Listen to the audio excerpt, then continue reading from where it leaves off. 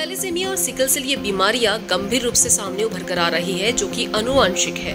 इसी गंभीर बीमारी की रोकथाम के लिए डॉक्टर विंकी रुघवानी, जो कि thalassemia sickle cell society of India के प्रेसिडेंट है, वह कई सालों से पूरे देश को थैलेसीमिया और सिकल सेल मुक्त भारत बनाने के लिए प्रयासरत है। उन्होंने आज नागपुर यूनिवर्सिटी के vice chancellor doctor Subhash Chaudhary से मुलाकात कर सभी स्कूल और कॉलेज के विद्यार्थियों की थैलेसीमिया और सिकल सेल की जांच करने का करारनामा किया। आइए जानते हैं doctor Subhash Chaudhary vice chancellor और डॉक्टर विंकी रुघवानी जी से कि इस पर उनका क्या कहना है।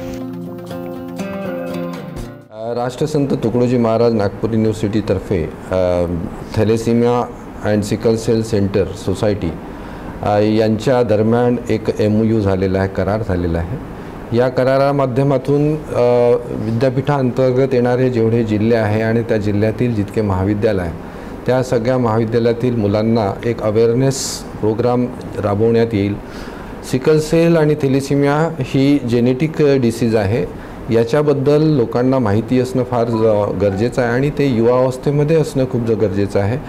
आणि हा जो प्रसार होत आहे थॅलेसिमिया आणि सिकल सेलचा, हा जनजागृतीच्या माध्यमातून आपल्याला कंट्रोल करता येईल।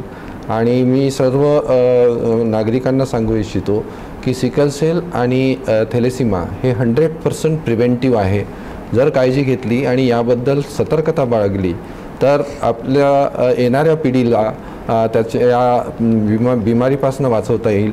आणि हे होण्याकरता वाचवण्याकरता येणारी पिढी सुदृढ राहण्याकरता विद्यापीठांनी या सोसायटीसोबत एक MOU केलेला आहे।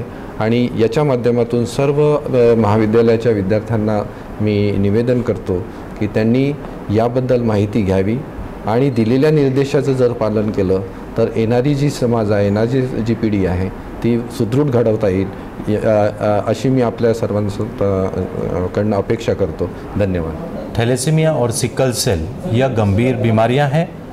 थैलेसीमिया जिस पेशेंट को होती है, जिस रोगी को होती है, उसे ज़िंदगी भर ब्लड देना पड़ता है, बहुत सारी महंगी महंगी दवाइयाँ लेनी पड़ती है, कई जांचों से गुजरना पड़ता है। उनके परिवार में को क्या लगता होगा, हम सोच सकते हैं जिस परिवार में ऐसा बच्चा पैदा हो जिसको थैलेसीमिया की बीमारी हो। सिकल सेल यह बीमारी भी बड़ी गंभीर बीमारी है और जिस पेशेंट को, रोगी को सिकल सेल डिजीज़ होती है उसको भी हीमोग्लोबिन कम होने की वजह से कभी कभी रक्त देने की आवश्यकता पड़ती है और शरीर में कभी कभी इतना दर्द होता है कि उनको कई बार अस्पताल में एडमिट होना पड़ता है, कई महंगी दवाइयाँ लेनी पड़ती है, कई जांचों से गुजरना पड़ता है। और इसीलिए ये जो बीमारियां हैं यह हमारे कम्युनिटी में, समाज में ना हो, ऐसा हम चाहते हैं। और यह दोनों बीमारियां जो है ये पूर्ण रूप से रोकी जा सकती है, 100% प्रिवेंटेबल डिजीज़ है। और हमें यह चाहिए कि यह बीमारी तभी होती है थैलेसीमिया और सिकल सेल डिजीज़ की जब उनके माता पिता को सिकल सेल ट्रेट हो या थैलेसीमिया माइनर हो। इसीलिए यह ज़रूरी है कि शादी से पहले सभी युवक और युवतियों को थैलेसीमिया माइनर या सिकल सेल ट्रेट की जांच जरूर करा लेनी चाहिए। और आज जो यह MOU यहाँ पर thalassemia and sickle cell society of India और RTM नागपुर यूनिवर्सिटी के बीच में हुआ है, वह इसी तथ्य पर आधारित है कि हमने थैलेसीमिया और सिकल सेल सोसाइटी की तरफ से आदरणीय वाइस चांसलर जी को निवेदन दिया था कि इस प्रकार की जो मुहिम है वह पूरे यूनिवर्सिटी के सारे जो महाविद्यालय हैं उनमें ली जाए।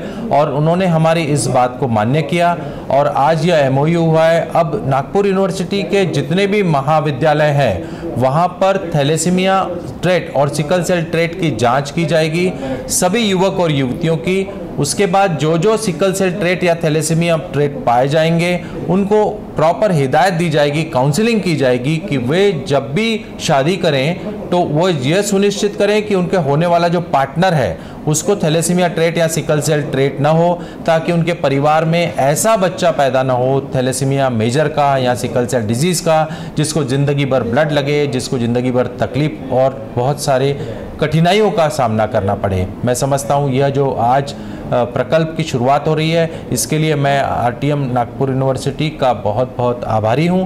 और इस प्रकार का प्रोजेक्ट जो है शायद हमारे देश में यह पहला प्रोजेक्ट होगा जिसमें कि हम सारे यूनिवर्सिटी के महाविद्यालय के विद्यार्थियों का इस प्रकार की जो आनुवंशिक बीमारियां हैं उनको हमसे समाज से दूर करने के लिए एक अग्रसर रहेंगे। धन्यवाद।